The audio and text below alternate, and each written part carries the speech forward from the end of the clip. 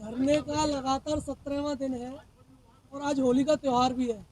तो क्या आपके लिए होली के त्यौहार से भी ज़्यादा जो आपकी मांगे हैं ओआरओपी वगैरह को लेके वो सब है? हमारे लिए चाहे होली हो चाहे कोई और त्यौहार हो, सबसे बड़ी जो इस टाइम पे जो हमारे साथ भेदभाव को लेकर के हमने जो जहाँ पे धरना प्रदर्शन शुरू किया था, भेदभाव को मिटाने के लिए हमारे लिए सबसे बड़ी बात वही है। अगर हमने हमारे साथ भेदभाव होता है तो हमें वो बात हमारे दिल पे लगती है। तो त्यौहार कैसे मना लें जब देश आज़ाद हो गया, सभी के ऊपर जो है कानून नया बन के लागू हो गया 1950 में, लेकिन सेना के ऊपर 1911 की रूलिंग आज भी चल रही है, गुलामों वाली रूलिंग चल रही है। तो हम कैसे त्यौहार मना लें, कैसे हम आज़ादी दिवस मना लें?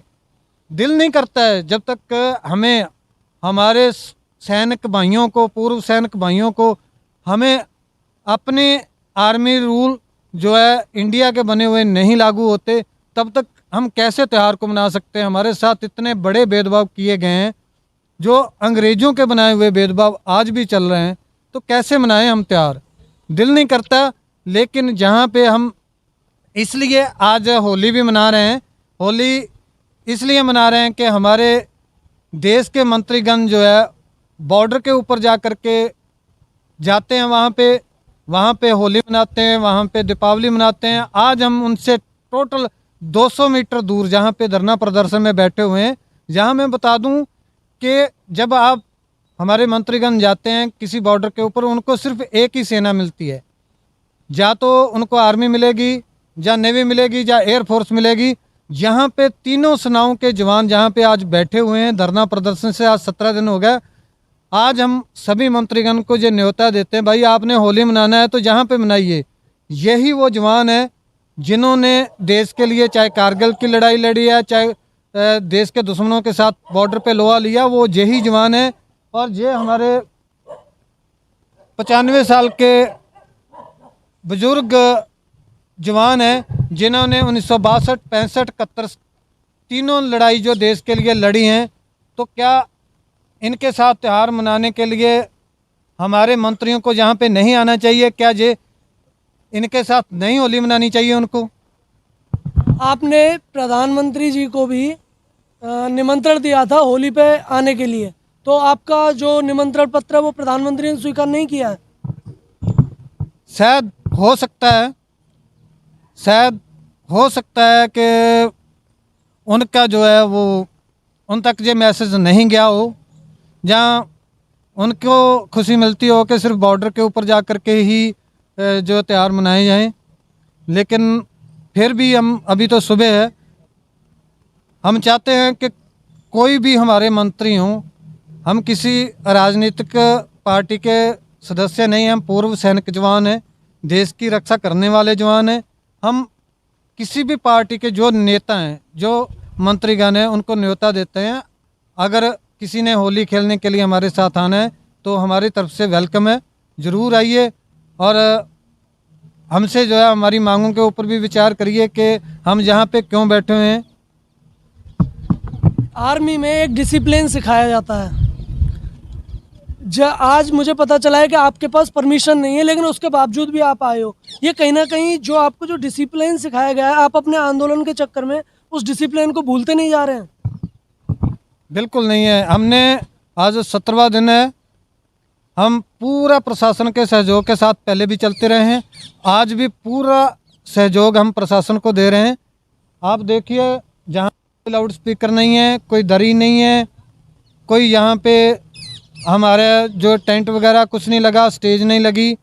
हमने अपनी तरफ से पूरी जिम्मेदारी के साथ पुलिस को यह आश्वासन दिया था कि हम यहाँ पे टोटल 15 या ज़्यादा से ज़्यादा 20 आदमी आएंगे।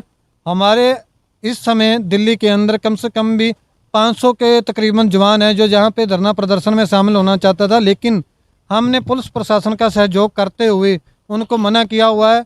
वो अलग अलग जगह पे बैठे हुए हैं, लेकिन हमारी तरफ से पूरा सहयोग मिल रहा है। हम बिल्कुल शांतमय तरीके से, आप देख रहे हैं, आराम से जहाँ पे साइड में हैं, लेकिन ऐसा मसला है कि हमारे पूरे देश की 87 यूनियन 87 यूनियन है जिन्होंने ये 20 फरवरी को मिलकर के फैसला लिया था कि अपनी बात केंद्र सरकार तक पहुंचाने के लिए ये कंटिन्यू धरना प्रदर्शन जो है वो चलता रहेगा।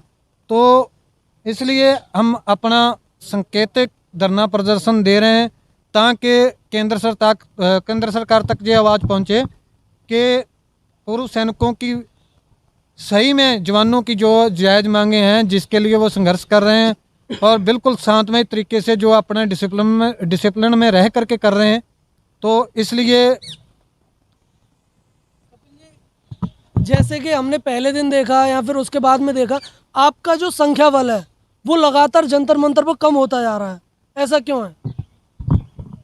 वो तो आप की आंखें नहीं देख पा रही। कभी भी धरना प्रदर्शन में संख्या बल कभी भी कम नहीं हुआ। आज हरपाल जी ने बता ही दिया कि आज जो हमने पुलिस प्रशासन का सहयोग करना था और यहाँ कम से कम पूर्व सैनिकों की तादाद जो 500 है, जो सेकंड टीम कल उतर गई थी पंजाब से, तो आज हमने पूरा प्रशासन का धन्यवाद भी कर रहे हैं कि भाई उनकी जो जिम्मेवारियां बनती थी और हमने भी जिम्मेवारियां निभाई हैं कि यहाँ पे कोई टेबल कुर्सी माइक का प्रयोग नहीं किया। ये एक सांकेतिक धरना है कि सरकार को ये पता लगे कि ये जायज़ मांगे हैं, जो 94 साल के बुजुर्ग बैठे हैं, तो एक संदेश देने की कोशिश है।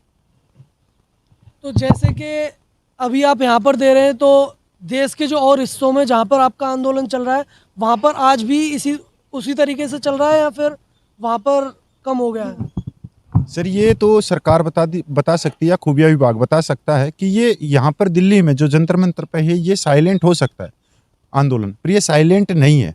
पूरे देश के चप्पे चप्पे में कोने कोने पर जो पूर्व सैनिक हैं वो रोड मार्च निकाल के माननीय कलेक्टर के नाम माननीय राष्ट्रपति को मांग पत्र दिए जा रहे हैं, बड़ी बड़ी रैलियां की जा रही है और एक तरह से ऐसा हल्ला हो रखा है। जैसे हम केरला की बात करें तो केरला बहुत ही शिक्षित प्रदेश है, वहाँ एक संस्था से जो ISL नाम की संस्था है, जो अफसरों की संस्था है, उसमें से 13 जो प्रधान है उन्होंने उसके साथ में काम करने के लिए मना कर दिया। तो अभी जो हमारा जो ये धरना है, हम जो सैनिक हैं 28 लाख, हम यहाँ से उनके पास अपनी बात पहुँचाना चाहते हैं, जागरूक करना चाहते हैं, उनकी जायज़ मांगे पहुँचाना चाहते हैं और यहाँ से वो बेखूबी चल रहा है। आपका ये जो धरना प्रदर्शन है वो अभी भी लगातार चल रहा है। मान लो कि केंद्र सरकार है वो आपकी बात नहीं मानती है, तो फिर आप क्या करेंगे? पहले तो मैं आपके चैनल के माध्यम से हाथ जोड़ के यही कि केंद्र सरकार को मान लेनी चाहिए, क्योंकि ये बहुत ही जायज़ मांगे हैं और भारतीय सेना को शक्तिशाली बनाने की ये मांगे हैं। जो भेदभाव है, जो हम समानता के एक अधिकारों के लिए आए, अगर आपका क्वेश्चन ये है कि नहीं मानती केंद्र सरकार, तो हम अपने आंदोलन को तेज़ करेंगे, धारदार भी बनाएंगे कि मतलब कि हम जो आंदोलन है उसकी कोई बड़ी कॉल है और कुछ है, पर ये चलता रहेगा आंदोलन। क्या ये मतलब आप ये बोल रहे हैं कि जो रिटायर्ड जवान हैं उनकी जो संख्या है वो काफ़ी ज़्यादा है, तो क्या आप ये बोल रहे हैं कि सभी इकट्ठे हो जाएंगे?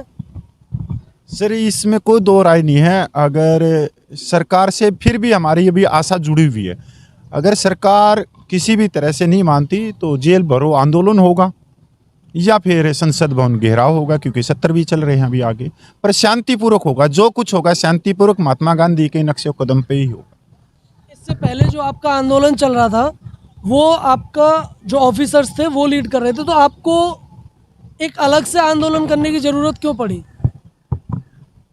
सर ये बहुत बड़ी बात है कि जो 75 सालों में जो हमारी जो जायज़ मांगे थी सैनिकों की, उसकी एक संख्या बल रिटायर्ड अफसरों ने दिखाई और रिटायर्ड अफसर बंद कमरे में मीटिंग करते रहे और सारा जो जवानों का हक बनता था उसको वो डकार मार गए और भेदभाव की ये दीवार इतनी बड़ी होगी 75 सालों में कि ये कंकर ईंट पत्थर से और ऊपर से सरिये डाल दिए, तो जो हम उस दीवार से पार ही अपनी आवाज़ पहुँचा ही नहीं सके सरकार तक। तो इसलिए हमने ये अलग आंदोलन, ये अलग जवान जैसों की जो मांगे हैं वो सरकार तक पहुंचाने के लिए अलग संस्थाओं का निर्माण किया कि हमारी जो छोटे रैंक की सैनिकों की मांगे हैं वो सरकार के पास जाए, जो जायज़ मांगे। अगर आपके साथ में अब आपके ऑफिसर्स जुड़ते हैं और बोलते हैं कि आप लीड करो, हम आपके साथ हैं, तो आप उन्हें आने देंगे? इसका मेरे से भी बेहतर इसका जवाब हरपाल जी दे सकते हैं। नहीं, बिल्कुल नहीं। हम कभी भी नहीं चाहेंगे कि वो इंसान जिन्होंने हमारी पेट में सुराख घोंपा है, जिन्होंने अब तक हमारे साथ धोखा किया है, वो हमारे साथ आएँ। क्योंकि कोई भी आदमी जिसको धोखा देने की आदत पड़ जाए वो कभी भी ईमानदारी के साथ जो है वो काम नहीं कर सकता। इन्होंने जब से देश आज़ाद हुआ है हम इनको अपना प्रधान, अपना लीडर, नेता मान करके इनका सहयोग करते रहे हैं, लेकिन इन्होंने हमारी पीठ में सुराख घोंपा। आज तक 47 से लेकर आज तक कोई एक मांग भी ऐसी जो गिनती करवा दें कि जिसके अंदर कोई जवानों को फ़ायदा हुआ हो या जवानों की जायज़ मांग मानी गई हो, ये पूरा हमारे पास पड़ा हुआ है। एक एक जो हमने मांग जो है मानी हुई है, इसके पूरे प्रूफ हैं, ये पूरे डॉक्यूमेंट इसके प्रूफ हैं। हर एक मांग के ऊपर हमारे पास सरकारी डॉक्यूमेंट हैं, जी हर एक मांग के ऊपर है। जो हमने मांग रखी हुई है वो बिल्कुल डॉक्यूमेंट के आधार पे रखी हुई है।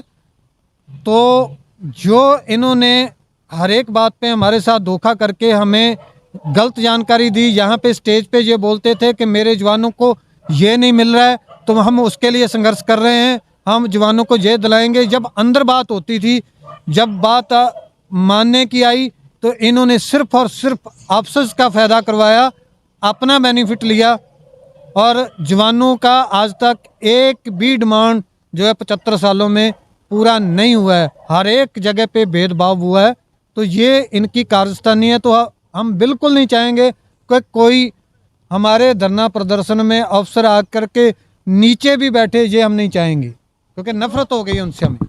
जो केंद्र सरकार है, आप बोल रहे हैं कि आपके ऑफिसर्स उन तक आपकी बात रखते थे लेकिन वो सही से नहीं रखते थे, तो जो केंद्र सरकार है उस तक क्या आपकी बातें अभी तक नहीं पहुंची हैं? क्योंकि अभी आपको 17वां दिन है आज।